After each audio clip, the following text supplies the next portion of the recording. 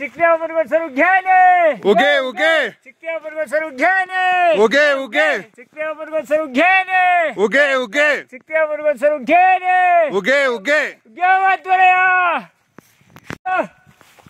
ದ್ಯೋ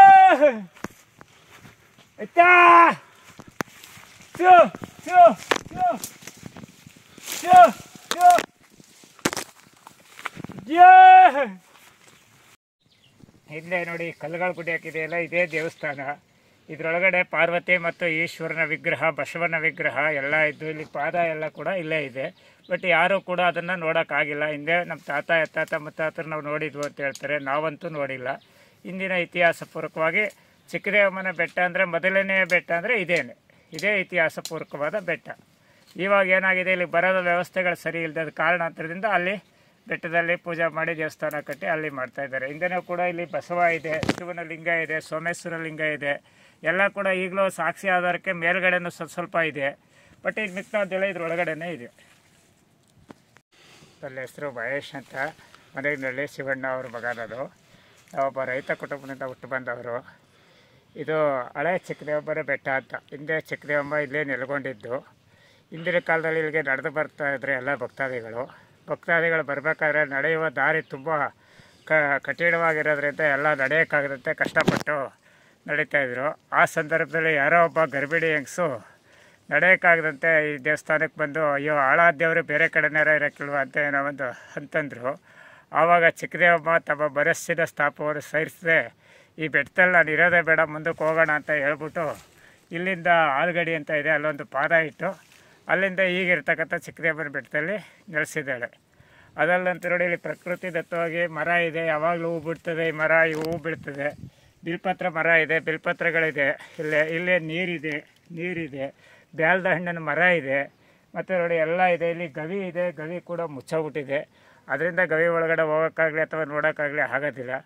ಇದಿಷ್ಟು ಇದು ಇತಿಹಾಸ. ಇಲ್ಲಿ ಬಂದಿರತಕ್ಕಂಥ ಭಕ್ತರು ಕೋಟ್ಯಾಧೀಶರಾಗಿದ್ದಾರೆ, MLAಗಳಾಗಿದ್ದಾರೆ, MP ಗಳಾಗಿದ್ದಾರೆ, ಒಳ್ಳೊಳ್ಳೆ ಉದ್ಯೋಗದಲ್ಲಿದ್ದಾರೆ, DC ಆಗಿದ್ದಾರೆ, AC ಆಗಿದ್ದಾರೆ, ಡಾಕ್ಟ್ರೇಟ್ ಪದವಿ ಪಡೆದಿದ್ದಾರೆ. ನಾನು ಕೂಡ ಡಾಕ್ಟ್ರೇಟ್ ಪದವಿಯನ್ನು ಕೂಡ ಪಡೆದಿದ್ದೀನಿ. ನಮ್ಮೂರಿನಲ್ಲೇ ಕೂಡ ಈ ದೇವಸ್ಥಾನಕ್ಕೆ ಬಂದು ಹೋಗಿರತಕ್ಕಂಥ ವಿದ್ಯಾರ್ಥಿಗಳು PhD ಮಾಡಿದ್ದಾರೆ. ಅವ್ರಿಗೂ ಕೂಡ ಎಲ್ಲ ಆಗಿದೆ. ಅದರಿಂದ ತುಂಬ ಶಕ್ತಿಯುತವಾದ ದೇವರು. ಜನಗಳು ಈಗ ಬರೋಕ್ಕೇನೆಂದರೆ ಆನೆಗಳಿದೆ, ಕರಡಿಗಳಿದೆ, ಮತ್ತು ಹುಲಿ, ಚಿರತೆಗಳಿದೆ, ಹಂದಿಗಳಿದೆ, ಜಿಂಕೆಗಳು, ನವಿಲು, ಈ ಪ್ರಾಣಿಗಳೆಲ್ಲ ವಾಸ ಮಾಡೋದ್ರಿಂದ ಬರೋಕ್ಕೆ ಹೆದರ್ತಾರೆ. ಆನೆಗಂತೂ ತುಂಬ ಜನ ಹೆದರ್ತಾರೆ.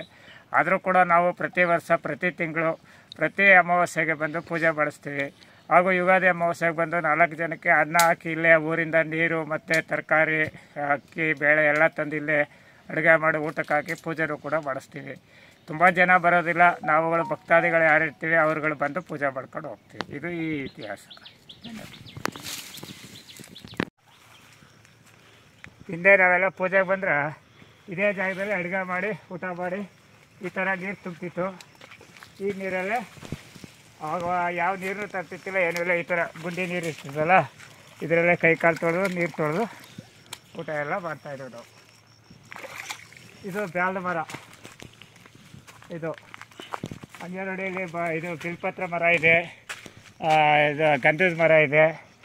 ಅಲ್ಲಿ ದೇವಸ್ಥಾನದ ಹತ್ರ ಒಂದು ಇದು ಇದೆ, ಯಾವುದು ಗಣಗಳ ಮರ, ಅದು ಇದೆ.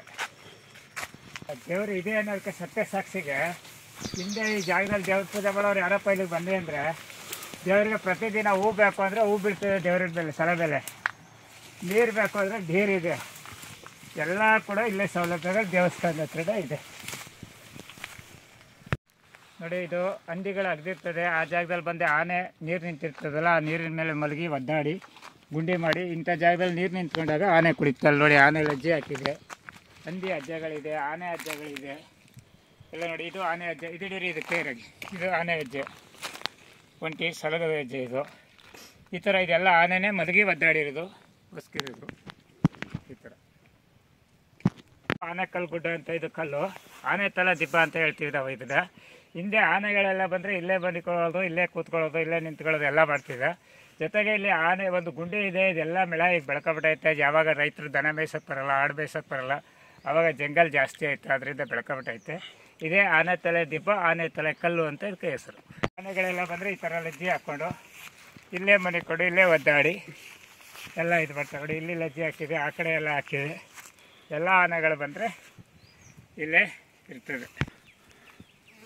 ಹಿಂಗೆ ಎಲ್ಲಿ ಆನೆ ಲಜ್ಜೆ ಬಿದ್ದಿರ್ತದೆ ಅಲ್ಲಿ ಈ ಥರ ತುಳಿತೀವಿ. ಈ ಥರ ತುಳಿದಾಗ ಒಂದು ಏನೋ ಬಾಡಿಗೆ ಅಟ್ರಾಕ್ಷನ್ನು, ಒಂದು ಇಮ್ಯುನಿಟಿ ಪವರ್ ಆಗುತ್ತೆ, ಒಂದು ಶಕ್ತಿ ತುಂಬುತ್ತೆ. ಕೆಲವೊಂದು ರೋಗ ನಿರೋಧಕ ಶಕ್ತಿ ಇದ್ದರೆ ದೇಹದಲ್ಲಿ ಅದನ್ನು ಕೂಡ ಕಡಿಮೆ ಆಗುತ್ತೆ.